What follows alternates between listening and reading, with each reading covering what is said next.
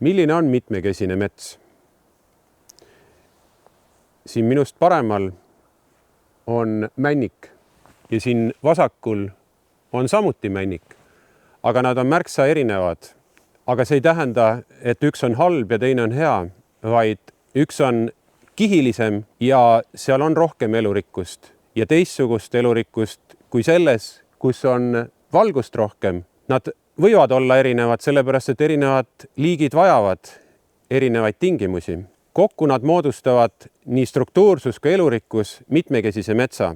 Metsa struktuursus tähendab seda, et seal on erinevaid kihte. Seal on alates samblast, samblikust, puhmarindest ja erinevate puude kõrgustega kuni lõpetades esimese rindeni. Ja see on väga oluline, sellepärast et see on nagu piltlikult öeldes võrk, mis on üksteise peal ja allapoole satub järjest vähem valgust ja on erinevad tingimused, aga samas need sobivad jälle erinevatele liikidele. Elurikkus tähendab, et metsas on erinevad liigid. Neil on omad elupaigad siin, rollid, koht nii ajas kui ruumis ja nad moodustavad terviku ja elujõulise süsteemi.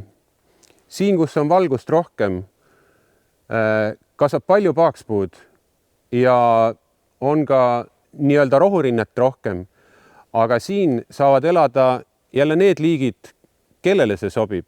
Ei ole paremaid ega halvemaid kohti, vaid need liigid valivad need kohad ise ja neile sobival ajal nad asustavad need metsad. Miks on mitmekesine mets kasulik?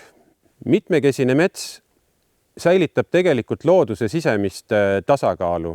See on suurem vastupanuvõime tormidele, seenhaigustele ja põuaperioodidele. Kes meist ei mäletaks kevadisi põuaperioode ja tormiseid aegu, kus on palju kurja tehtud metsale.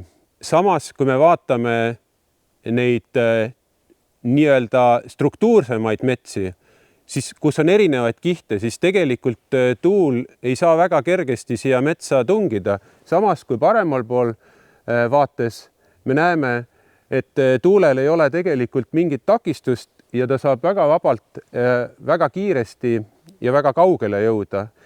Ehk ta võib siin teha palju rohkem kahju, kui me tegelikult tahaksime.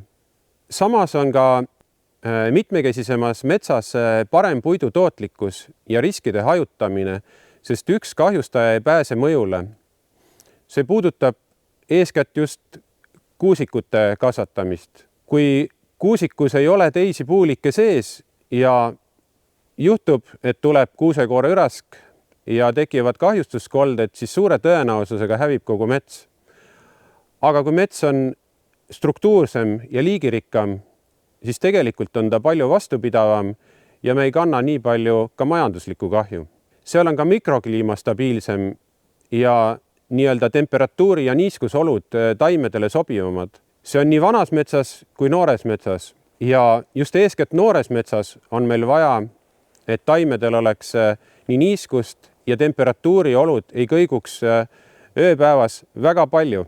Nii kasvavad taimed paremini ja juurdekasv on parem. Mitmekesisem mets toetab ka puhta vee ringlust, annab metsale parema kasvukiiruse, hoiab erosiooni eest ja väga oluline on ka see, et ökoloogiline järjepidevus säilib paremini. Ühed liigid saavad elupaiga siis, kui teised kaovad ja elurikkus tervikuna ei katke. Metsade elujõulisus ja mitmekesisus on iga vastutustundliku metsakasvataja südameasi. Väärtused võivad meil kõigil olla erinevad. Mõni näeb metsas majanduslikku ressurssi, mõni looduse kodu. Aga samas vastutus on meil metsa ees kõigil ühine.